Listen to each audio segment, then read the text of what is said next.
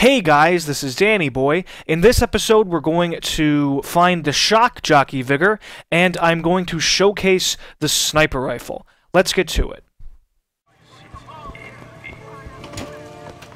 First off, I'm going to finally upgrade Devil's Kiss. Devil's Kiss aid basically adds kind of a MIRV effect to Devil's Kiss. So, rather than just throwing out one grenade, you throw out a grenade that explodes into a bunch of smaller grenades. Really, really powerful. In fact, I'd probably recommend holding off on purchasing any weapon upgrades until purchasing Devil's Kiss aid, just because of how powerful it is and how helpful it is against groups of enemies. I will be using the sniper rifle throughout the majority of this video as my primary weapon.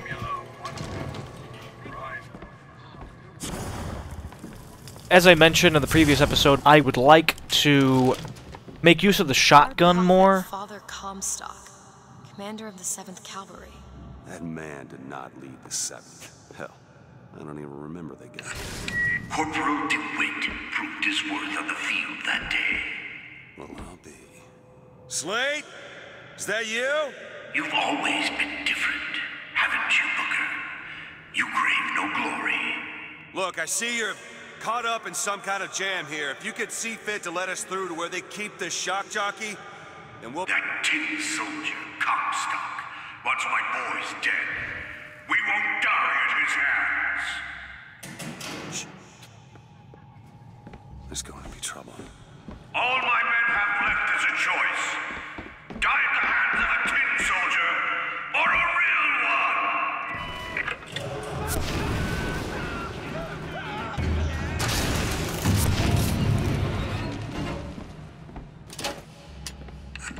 You see, you're a killer, Booker. Like it or not. Just give us the shock jockey. If you want the vigor, Booker, you will give my men a soldier's death. They wait for you in Wounded Knee and Bakey.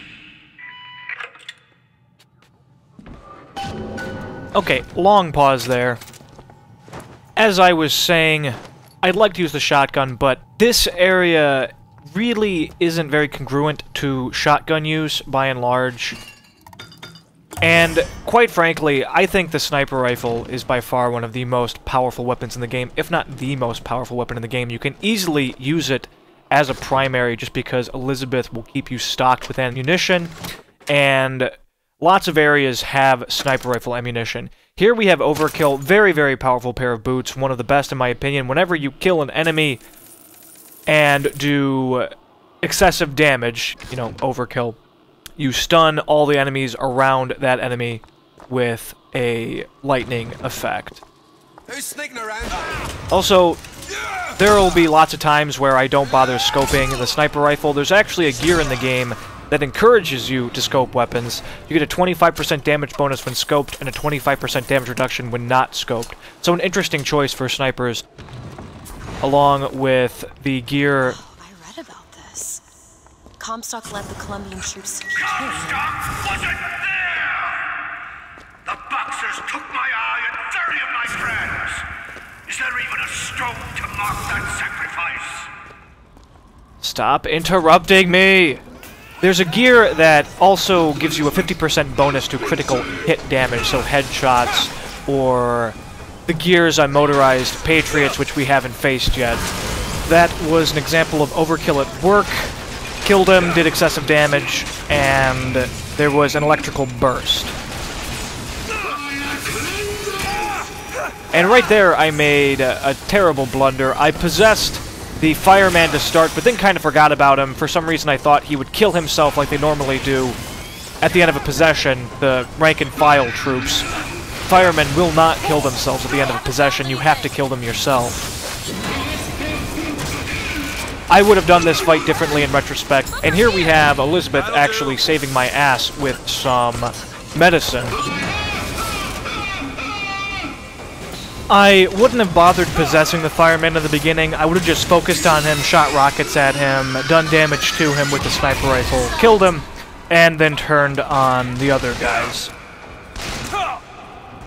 it was helpful that Elizabeth gave me some health, but I think I would have gotten through it regardless.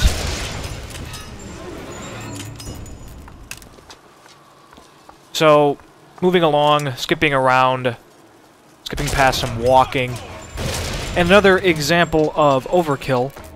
Overkill is really, really powerful and works really, really well with high damage weapons like the sniper rifle.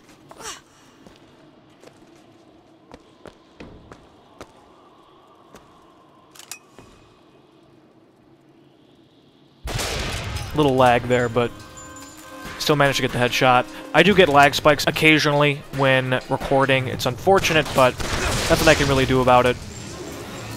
Whenever you record with a program like Fraps, you're essentially cutting your frames per second in half. So you do have to compensate for that.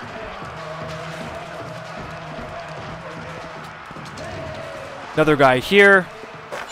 Really didn't need to do that, but whatever.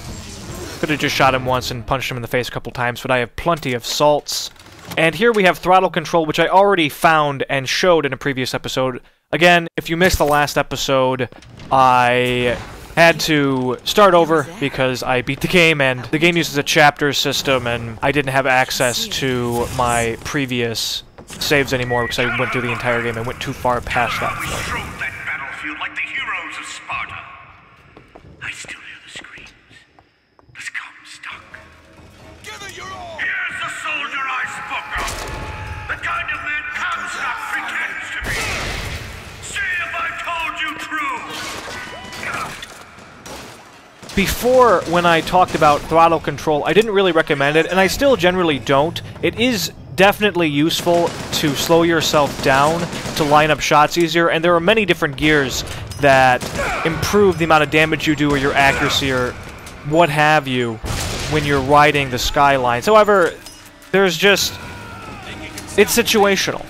A lot of fights don't take place with access to the skylines. So I still generally wouldn't recommend it, but that's not to say that you can't just equip it when dealing with enemies when there's a skyline around. You can feel free to equip gears based on the situation you're in. There's no penalty for just pausing and changing your gears. I, however, am pretty lazy and prefer to just stick with the same stuff all the time, but I would go as far to say as it's actually more skillful to switch your gears out depending on what you're facing. Another crow here, easily dealt with. Fucking Bronco rockets. Unfortunately, he missed that one because he faced out. Should have fucking Broncoed him again. And wait for it.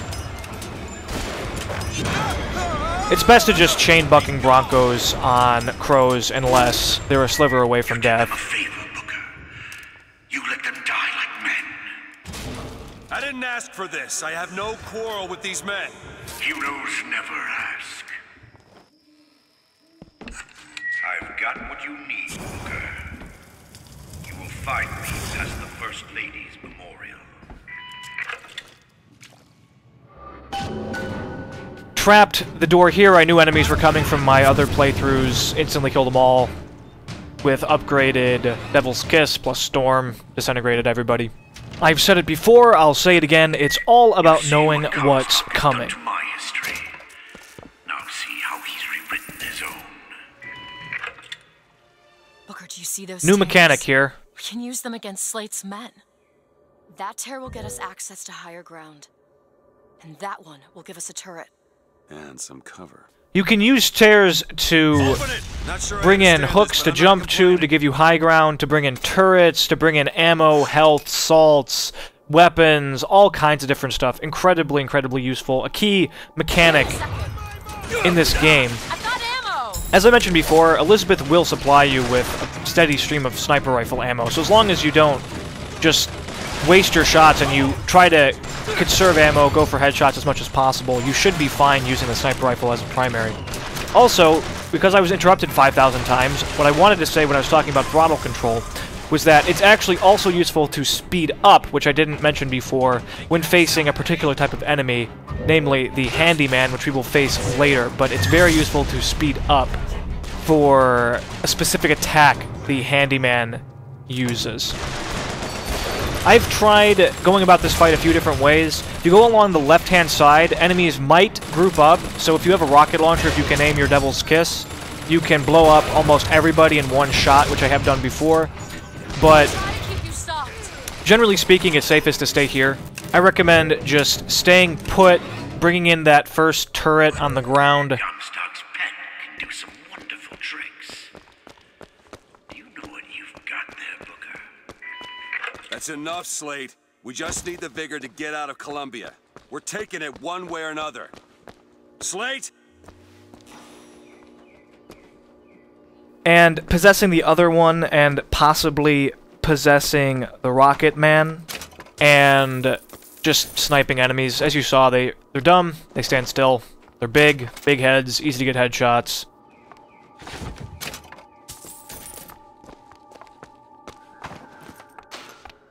Discount dollar bill here. Somebody asked about the discount dollar bill before, if you can buy stuff from the discount dollar bill and still get the Scavenger Hunt achievement. To be honest, I don't know. I certainly would not take the chance myself, and I can absolutely confirm that you can buy vigor upgrades and weapon upgrades and still get the Scavenger Hunt achievement. It is just the dollar bill store, just the dollar bill vendor. Too rare is the man who takes a stand in you and my sweetest fatherland.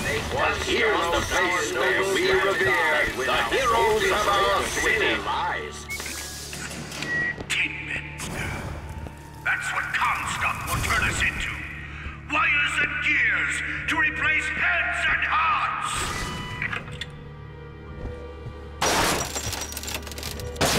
Booker! First, Motorized Patriot here. Motorized Patriots are large enemies that move fairly slowly, though they will sprint occasionally towards you, especially if you get close to them. And they use a crank gun, which is essentially a minigun, and they're weak in the back with their gears. So this one is really, really easy to kill. Just summon in that turret, place Devil's Kiss traps in front of where he's going to spawn, and then just finish him off with whatever. Maybe not. It doesn't matter. Comstock took our stories and scrubbed away our soul. Now, he's coming for me. And when I'm gone, all that will be left is the lie. There's also a huge supply of salts and med kits here. There's also a few kinetoscopes here if you're going for the Sightseer achievement.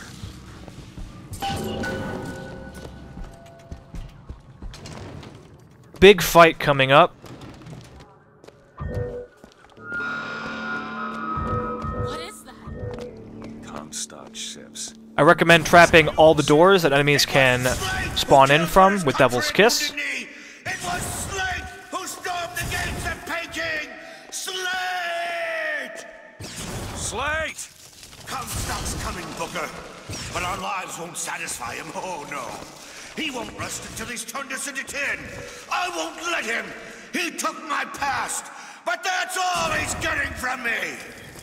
Just give us the vigor. We don't need to do this. Here you go, boys. A huge group of enemies come out of that area behind Slate right at the beginning. I tossed a trap there. I think it does trigger eventually, but I wasn't able to get all of them in the blast. It's kind of hard to predict exactly where they'll be just because you can't really see where they are. At least I couldn't see the door from the angle I was at. In retrospect, if I'd moved farther back, I might have been able to see it easier from the position I am now. So lots of troopers will stream in here. A few shotgunners, just kill the shotgunners as they come. They're pretty slow. I used Bucking Bronco to neutralize that one shotgunner. And I have the sniper rifle, which is quite useful for this fight, just because you have another fairly ideal situation of some elevated ground and a nice open area and a fairly decent firing lane. And as I kind of talked about before, there's really no reason to use a shotgun here. Maybe if an enemy gets really close, but... You're not the Booker DeWitt I remember! Tin Man! Tin Man! 1999 mode really discourages you from exposing yourself out of cover. You really want to be behind something at all times, or at least as much as possible. Here you go. Great. Fireman here. I deal with firemen the same way I deal with crows. They're just a little more difficult. Fucking Bronco, and then blow him up. I'm using the rocket launcher against this guy. I think they might be a little resistant against the rocket launcher just because it does do fire damage.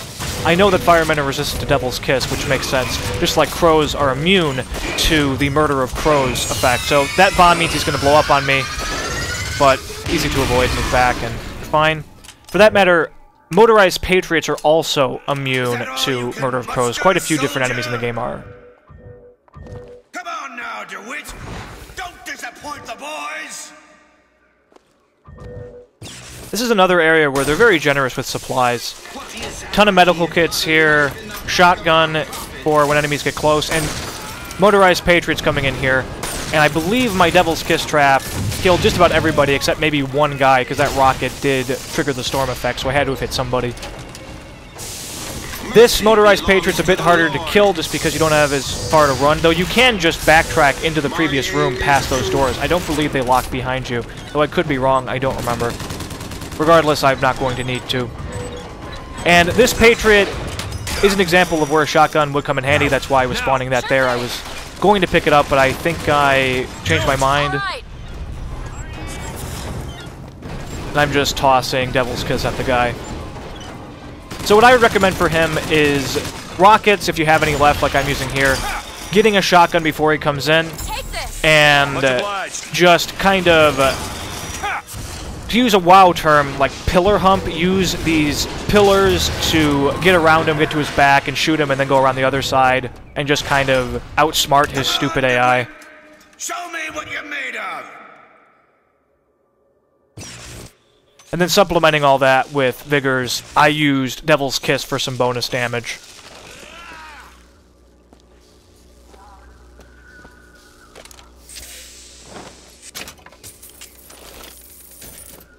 And he drops a crank gun. I didn't pick up the crank gun from the previous motorized patriot, but I'm going to pick up this guy's because I was out of rockets. Crank gun is kind of the machine gun on crack, does a lot more damage, has a higher rate of fire, has a huge clip, though you can actually get as great a clip with the machine gun with specific gears. But the crank gun needs to be cranked, so you have to, it's like a minigun, you have to rev it up. Once again, speccing into shields, and once again, placing a trap because I know that enemies are going to be coming through here, and unfortunately, I hit frickin' Slate, so it prematurely detonated. And I was going to try out the crank gun, but they all blew up, so that seemed like a waste. Perfect timing. And there's just one guy left. Miss. Failure. And I think I run.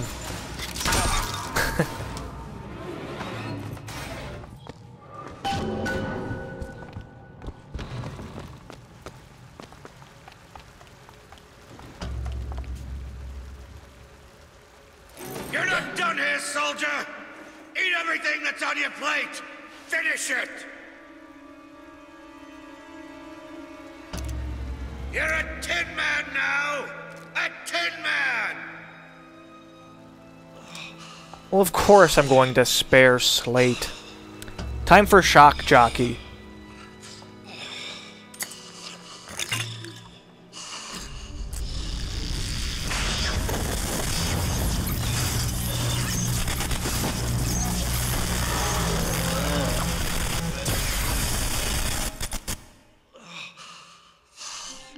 Press to shoot a bolt of electricity. Hold and release to create a shocking trap.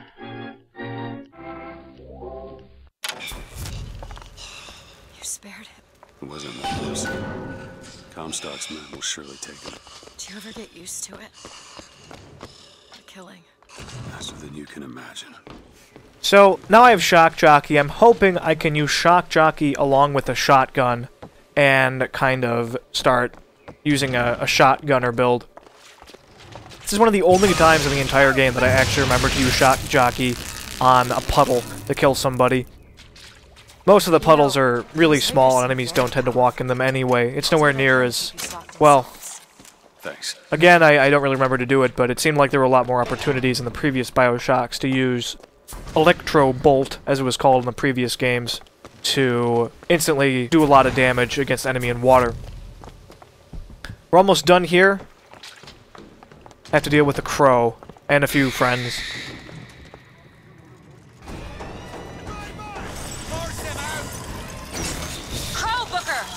Start out by trapping the area. When you trap with Shock Jockey, it sends out multiple traps rather than just one. Use the crank gun on the crow, and that caused a stun on the friends. Finish off the friends. That's it. I can tell what Slate said bothered you. Thanks guys for watching. Stay tuned for more. Please like the video if you liked it. Please sub if you'd like to see more. Leave comments, feedback, ask questions, and I'll get back to you. This video is part of a playlist, so please check out the previous episodes in the series. Also check out my channel. I have lots and lots of videos, lots of stuff. Hopefully you'll find something you'll like there. And I think that's it, guys. So have a good weekend, and as always, have a good one.